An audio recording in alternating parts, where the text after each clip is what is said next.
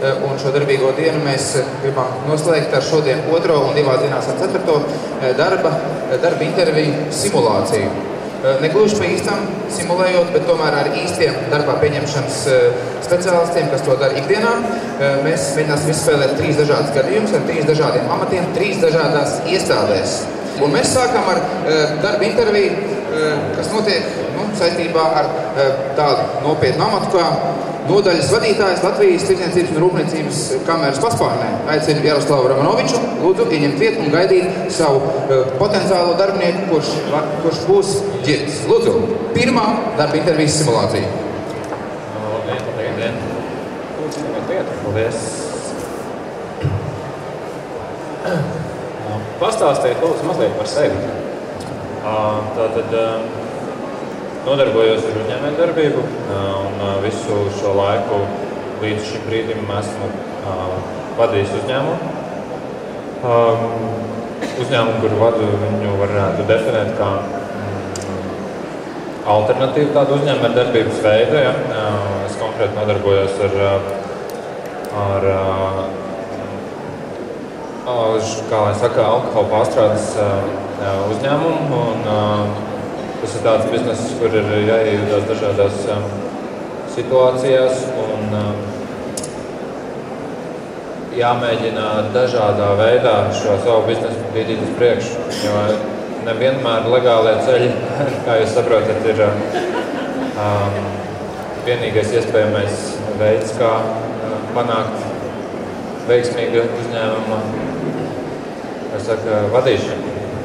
Labi, paldies. Sakiet, kā jūs nonācāt pie secinājuma, kas vēlaties kandidēt uz mūsu reģionālās nodaļas vadītāju amatu? Ir tā, ka tieši šī brīdī uzņēmēja darbības, kā saka, vide ir diezgan švaka un tā kā Tirdzniecības un Rūpniecības kamera ir tāda iespēja vieta, ja? Tad paralēli tam, ka es vadu savu uzņēmumu, es labprāt pavadītu vēl kādu nodaļu, kur ir sevišķi tādu, kur ir iespējams kontaktēties ar pašvaldību vadītājiem, valsts koridoros tikt iekšā un kontakti vairāk un tāds postenis, kā saka, svarīgs. Kā man tādam savas nozares vadītājiem tas būtu tāds trumps pretī saviem konkurentiem. Es redzu, ka es varu vadīt. Labi, paldies. Sakiet, kā jūs raksturot savas zināšanas par uzņēmējdarbības vidi un kāda ir bijusi jūsu iepriekšējā sadarbība ar pašvaldībām un citiem uzņēmumiem? Jā, man ir ļoti laba, kā saka, pieredze, ļoti plaša. Gan, kā jau es minēju, ja, bet to nevienam varbūt tā nesaka, gan legāli, gan arī dažādas situācijas dzīvē ir. Un tā kā es esmu ļoti tāds fleksibls cilvēks un visādām situācijām nācies saskarties, tā tiešām ļoti plaši. Un cevišķi alkohola biznesā ir, jūs pat nevarat iedomāties, ar ko man ir sanācis saskarties. Un es to visu esmu, kā saka, es vēl šeit sēžu. Tā viss ir kārtībā. Un nav šaubu, ka es varu jebko līdz ar to darīt. Ir cevišķi tādas vadošas posteņas, protams. Labi, paldies. Varbūt jūs varētu nosaukt savas 3 spēcīgākās īpašības, kāpēc tieši jūs varētu atbilst reģionālās nodaļas vadītājām? Jā, es, protams, kā saka, mans laika menedžments ir augstā līmenī. Saplānoju visu, un tā, arī pie šīm neparedzamajām un tā, šīm situācijām varu saplānot pa savu laiku, un šī gadījumā nav problēma. Otrs ir manevrēt spēja, kā jau minēju, dažādi cilvēki, dažādas situācijas. Esmu, kā saka, pieredzis pie visu kaut kā. Un trešā īpašība varbūt ir tāda, kā saka, mērķtiecība. Jo nebija jau bez mērķtiecības es šeit sēdētu. Man tomēr ir kaut kādi mērķi, ko man vajag sasniegt, un sevišķi privātajā sfērā, biznesā. Kāpēc nevar ar kaut kādu šādu pozīcijas palīdzību arī. Labi, paldies. Sakiet, mēs esam runājuši par jūsu profesionālo pusi. Varbūt jūs varētu nedaudz raksturot savu izglītību. Mana izglītība ir augstākā, ieguvu pirms gadiem 7. Kādā specialitātē? Ir uz biznesa vadību un izgāju skoliņu. Ir dokuments, bet es saku, reālā dzīve ir pilnīgi kā diena pret nakti ar to, ko mums tur šajā skolā mācīja. Un es tomēr saku, ja būtu bišķi vecāks, būtu sen jau sirma, jo es saku, tas, ko es mācījos, tā kā mācījos, tie pasniedzēji, viņi jauki cilvēki. Un viss kārtībā, tas bija vajadzīgs. Es saku jaunībā, vajag izskrieties un tā, bet reālajā dzīvē pavisam cita lieta, tāpēc es domāju, ka tas ir mans trumps, ja arī kāds jaunāks kandidāts ir uz šo posteni, tad es varētu būt labāks par viņu, jo es zinu, kā dzīvē ir. Labi, paldies. Varbūt pēdējais jautājums par rekomendācijām. Sakiet, vai jūs varat mums sniegt kādas rekomendācijas no jūsu sadarbības partneriem iepriekšējām darba vietām?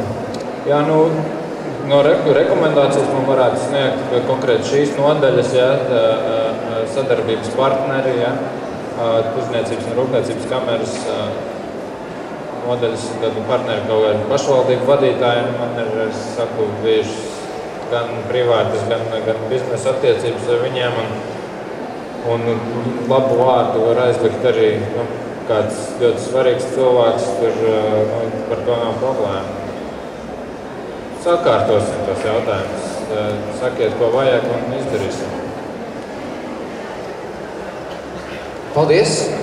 Darba intervija ir noslēgusies, un lūkšu komentāru Aivi no CV Online.